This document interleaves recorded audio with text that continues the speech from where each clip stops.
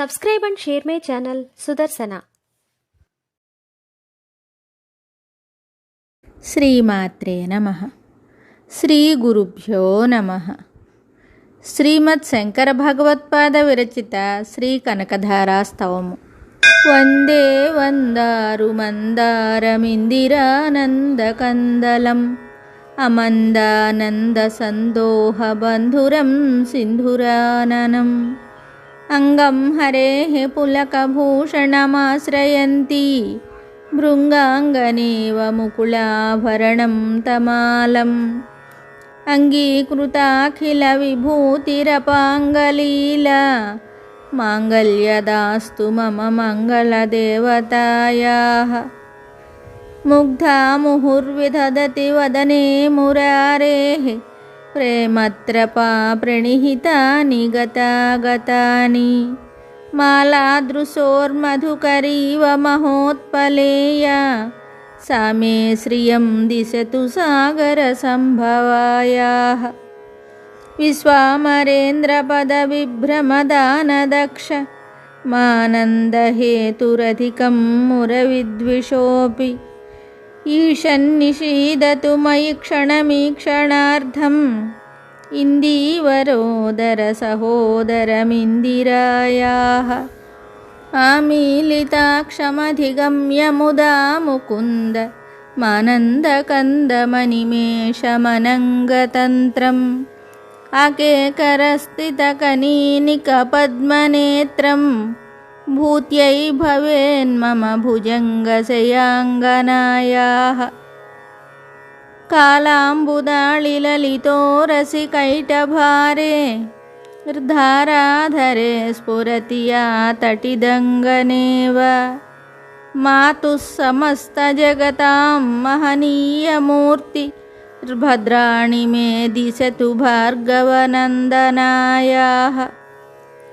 బాహ్వంతరే మురజితశ్రితకౌస్తుభేయా ఆరావళీవ హరినీలమయీ విభాతి కామప్రదా భగవతోऽపి కటాక్షమాలా కళ్యాణమావహతు మే కమలాలయాయాః. ప్రాప్తం పదం ప్రథమతః ఖలు యత్ప్రభావాత్ మాంగళ్యభాజి మధుమాధిని మన్మథేన మయ్యాపతే తదిహ మందరమీక్షణార్థం మందాలసం చ మకరాలయ కన్యకాయాః.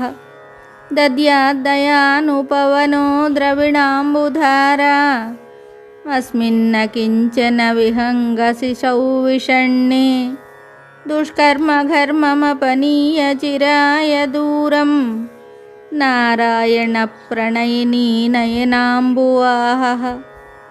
ఇష్టావిశిష్టమతయోऽపి యయా దయార్ద్ర దృష్ట్యా త్రివిష్టపదం సులభం లభంతే దృష్టిః ప్రహృష్టకమలోదరదీప్తిరిష్టాం పుష్టిం కృషిష్ట మమ పుష్కరవిష్టరాయాః. గీర్దేవతేతి గరుడధ్వజ సుందరీతి శాకంభరీతి శశిశేఖరవల్లభేతి సృష్టిస్థితి ప్రళయకేళిషు సంస్థితాయై తస్యై నమస్త్రిభువనైకగురోస్తరుణ్యై. శృత్యై నమోऽస్తు శుభకర్మఫలప్రసూత్యై రత్యై నమోऽస్తు రమణీయగుణార్ణవాయై. శక్త్యై నమోऽస్తు శతపత్రనికేతనాయై పుష్ట్యై నమోऽస్తు పురుషోత్తమవల్లభాయై. నమోऽస్తు నాళీకనిభాననాయై నమోऽస్తు దుగ్ధోదధిజన్మభూమ్యై నమోऽస్తు సోమామృతసోదరాయై నమోऽస్తు నారాయణవల్లభాయై. నమోऽస్తు హేమాంబుజపీఠికాయై నమోऽస్తు భూమండలనాయికాయై. నమోऽస్తు దేవాదిదయాపరాయై నమోऽస్తు శర్ంగాయుధవల్లభాయై. నమోऽస్తు దేవ్యై భృగునందనాయై నమోऽస్తు విష్ణోరురసిస్థితాయై నమోऽస్తు లక్ష్మ్యై కమలాలయాయై నమోస్తు దామోదరవల్లభాయై నమోస్తు కాంత్యై కమలేక్షణాయై నమోస్తు భూత్యై భువనప్రసూత్యై నమోస్తు దేవాదిభిరర్చితాయై నమోస్తు నందనాత్మజవల్లభాయై సంపత్కరాణి సకలేంద్రియనందనాని సామ్రాజ్యదాన విభవాని సరోరుహాక్షి తద్వీక్షితాని దురితాహరణోద్యతాని మామేవ మాతరనిశం కలయంతు మాన్యే. శ్రీకటాక్ష సముపాసనా విధిః సేవకస్య సకలార్థసంపదః సంతనోతి వచనాంగమానసైః త్వాం మురారిహృదయేశ్వరీం భజే.